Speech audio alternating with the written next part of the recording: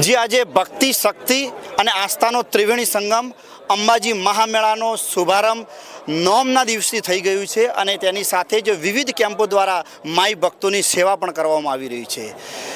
ધોરી ગામે પીએન માળી ફાઉન્ડેશન તરફથી એક ખૂબ મોટું અને સુંદર મજાનું કેમ્પનું આયોજન પણ કરવામાં આવે છે। આજે કેમ્પનું લોકાર્પણ હતું। વિવિધ બુદ્ધિજીવીઓ, રાજકારણીઓ અને માન્ય કલેક્ટર શ્રી રજનીભાઈ પટેલ આપણી સાથે મગનલાલ માળી પણ છે, એ પણ આ કેમ્પમાં લોકાર્પણમાં જોડાયા છે। આપણે જાણવાનો પ્રયાસ કરીશું કે આજે મા ભક્તિ શક્તિ અને ઉપાસનાનો જ્યારે આખો કેન્દ્રબિંદુ મા અંબાજીના ચરણોમાં જતા હોય, શું કહેશો આજના પ્રસંગે?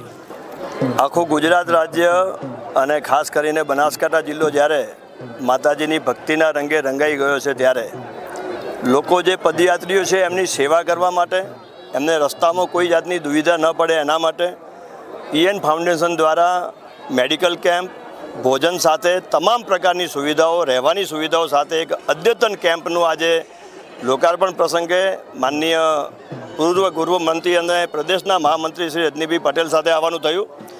લોકો ખૂબ ઉત્સાહથી જે રીતે ચાલી રહ્યા છે એ રીતે એટલા જ ઉત્સાહથી ભિન્ન ભિન્ન કેમ્પો સેવા કરી રહ્યા છે અને પીએન માળી ફાઉન્ડેશન પણ એમાં બાકાત નથી। ખૂબ સારી સુવિધાઓ સાથે આ કેમ્પનું આજે લોકાર્પણ કર્યું છે। લોકો ખૂબ આનો લાભ છેલ્લા 3 વર્ષથી લે છે અને હજુ પણ લેશે।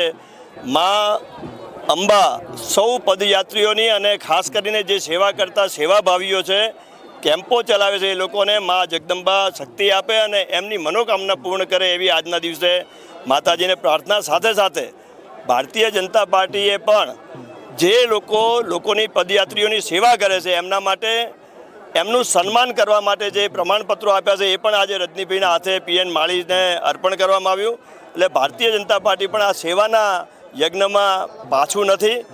સેવા એ જ કર્મની ભાવના સાથે પીએન ફાઉન્ડેશન જે કામ કરી રહ્યું છે એ બાબતમાં હું પીએન માળી અને એમની આખી ટીમને ખૂબ ખૂબ અભિનંદન આપું છું। જય અંબે।